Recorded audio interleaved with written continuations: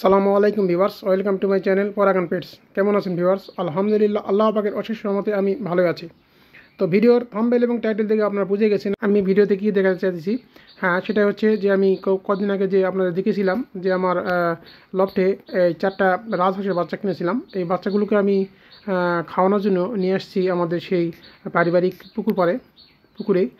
এটা পুকুরটা বিশাল বড় একটা পুকুর ছিল। তো কালক্রমে এই পুকুরটা এখন প্রায় মৃতপ্রায় মতো। এই পুকুরটাতে এখন চাষাবাদ হয় না। তো পুকুরটাতে কচুরিপানা ভরে গেছে এবং সেখানেই এই পুকুরের যে এক সাইডে এই যে দেখতে পাচ্ছেন আপনারা, এই যে এখানে জুম করে দেখালাম, সেখানে 2 খেজুর গাছের মাঝখানে আমাদের পারিবারিক কবরস্থান।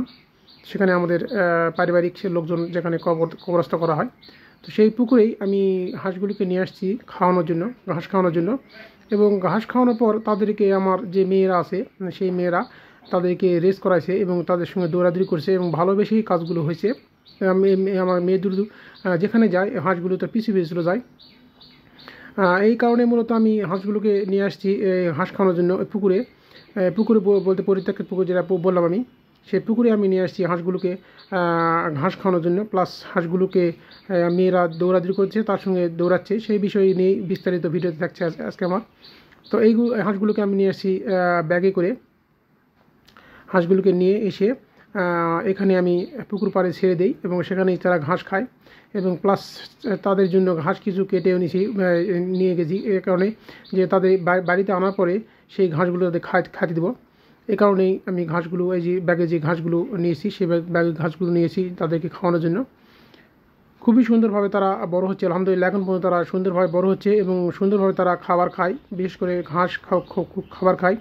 এছাড়াও তারা বাড়তি খাবার খায়। তো মূলত আমি ঘাসটা অভ্যাস করাতে বেশি, এই কারণে ঘাস যদি খায় রাজহাঁস তাহলে সে দ্রুত বড় হয়। এবং আপনারা দেখতে পাচ্ছেন হাঁসগুলো দ্রুত খুব সুন্দরভাবে বড় হচ্ছে এবং সুন্দরভাবে লালন পালন হচ্ছে আলহামদুলিল্লাহ। এখন পর্যন্ত তারা সুস্থ এবং সবল আছে।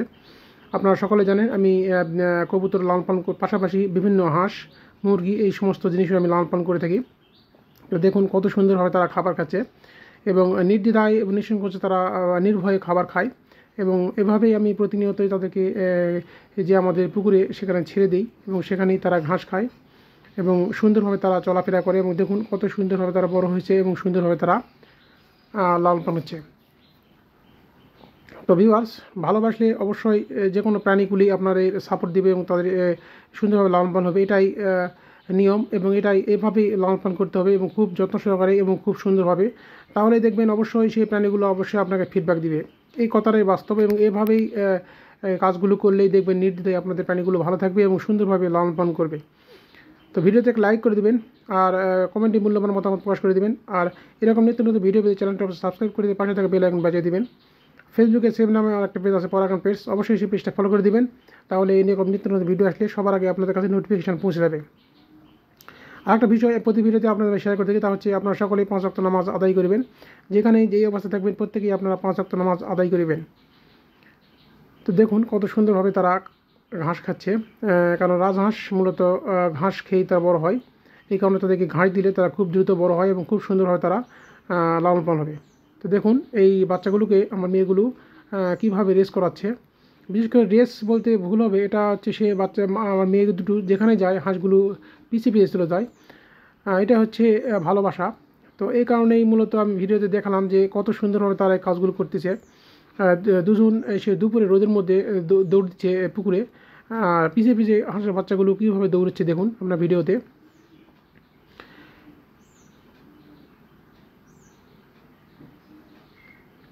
তারা দীর্ঘদিন ঢাকায় ছিল, ঢাকা থেকে গ্রামে আসার পর তারা গ্রামের খোলামেলা পরিবেশ পেয়ে উৎফুল্ল। এই কারণে তারা খোলামেলা পরিবেশ পাওয়ার পর তারা এই নিজেকে সামাল দিতে না পেরে দৌড় দিছে দুজনেই। এবং সেই দৌড়ের পিছিয়ে বাচ্চাগুলো দৌড় দিছে। এবং আপনারা যারা হাঁস লালন পালন করে রাজহাঁস লালন পালন করে তারা অবশ্যই জেনে রাখবেন রাজহাঁস খুব শান্তিপ্রিয় প্রাণী এবং এরা মূলত রোদ দেখলে ভয় পায় এবং গরমে দেখলে তাদের ভয় পায়। এই কারণে তারা রোদ থেকে দূরে থাকে। কিন্তু ভালোবাসার যে বহিঃপ্রকাশ বা ভালোবাসার যে টান, সেই ভালোবাসার টানেই আমার মেয়েগুলো পিছিয়ে তারা দৌড় দিচ্ছে এবং গোটা পুকুরটা একবার তারা রাউন্ড দিছে এবং দেওয়ার পর অবশেষে সে ছায়াতে আসে দুজনেই ক্লান্ত। এবং হাঁসের বাচ্চাগুলো দেখেন কত ক্লান্ত হয়ে গেছে এবং তারা হাঁটতে পারতেছে না। তারা মূলত ছায়া খুঁজতেছে এবং ছায়াতে তারা আশ্রয় নেওয়ার জন্য চেষ্টা করতেছে। এই কারণেই আমি আবার বললাম যে রাজহাঁস খুব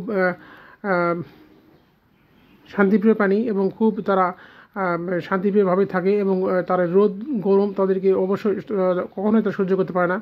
এই প্রাণীগুলোকে অবশ্যই ঠান্ডা পরিবেশে এবং সুন্দর এবং সুস্থ এবং ঠান্ডা পরিবেশে লালন পালন হয়।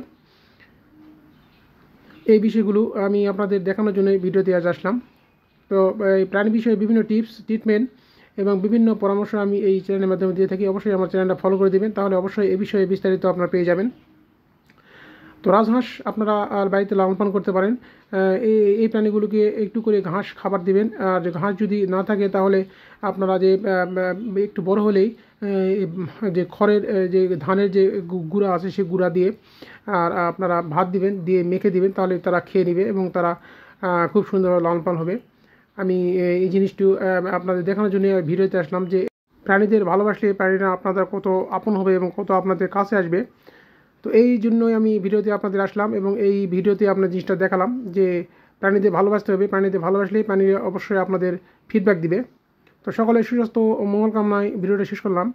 আসসালামু আলাইকুম।